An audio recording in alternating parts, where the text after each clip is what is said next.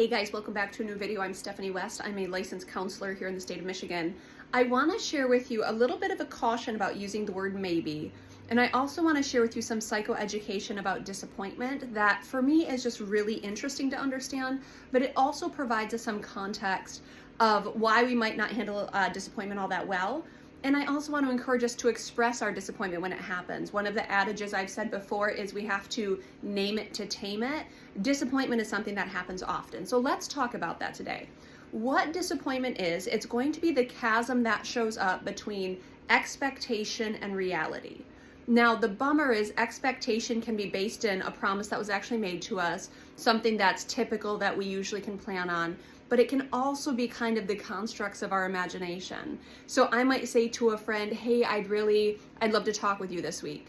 And so in my brain, I've written the story that they're gonna call me at some point and we're gonna have a big conversation. Maybe they heard it as a suggestion, not necessarily as an etched in stone type of mandate. And so they don't call me throughout the week. And so every day I'm like, oh, they're gonna call me today, and then they don't. And then I feel disappointment because there's expectation and then there's what actually happens.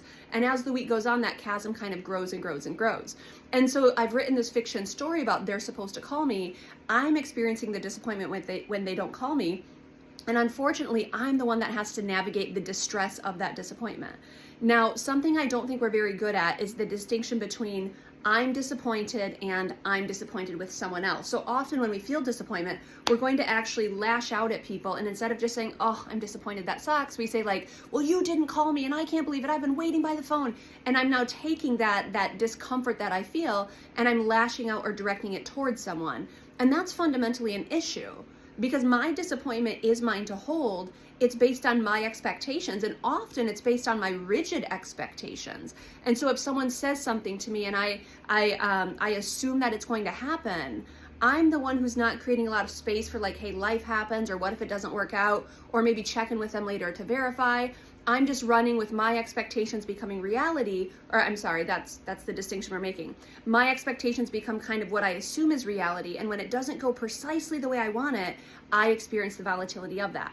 Now, what's really neat is I was watching Andrew Huberman's podcast a couple weeks ago, his YouTube/podcast, and he was talking about what happens with the dopamine. And I love the science research on dopamine. I think dopamine, once we understand it, it actually gives us a lot of insight into things like motivation, things like endurance and stamina, things like small wins and hacking change.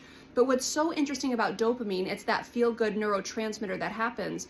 What's so interesting about it is its expectation that can spike our dopamine. So what's interesting is when someone says like maybe to us, so I say, hey, I'm a kid now and I'm saying, hey, mom and dad, can we go out for ice cream? And mom and dad say maybe. The dopamine is actually responding to the expectancy, like the excitement of like, oh my word, we might go out for ice cream. That's amazing. And my dopamine's going up and up and up. Now, if the maybe becomes a no, I'm actually going to crash dopamine, but I'm going to crash dopamine below my baseline because disappointment has now happened. Not only did I not have the expectation met, but now the disappointment of it's not going to be met crashes my dopamine, which means now I have these chemicals that are going on with me. I have this crash in dopamine that's happening. I have this low that's taking place. That's normal. When we look forward to something and that thing doesn't happen, not only are we going to have the expectancy spike, we're going to have the dopamine crash when it doesn't come to fruition. But then we have to say, how do I want to deal with that disappointment? What do I want to do with it? Now that I understand disappointment's running for me, maybe we name it. We name it to tame it. So someone says, Steph, you're in a bad mood. And I say, I'm just feeling disappointed. I thought we were going out for ice cream. We didn't go out for ice cream. So now I'm just feeling disappointment. Not, mom and dad, you said you'd take me out for ice cream and you lie all the time and I can't believe it. I don't even get my hopes up anymore because you take everything away from me. And we turn it into this big ordeal because we can't handle the distress of disappointment. Guys, disappointment is a part of life. Think of every time you have expectations and life hands you something different. There's a chasm that's there and it happens again and again and again. And so we have to make way for that's part of living. That's part of our experience. We will be disappointed.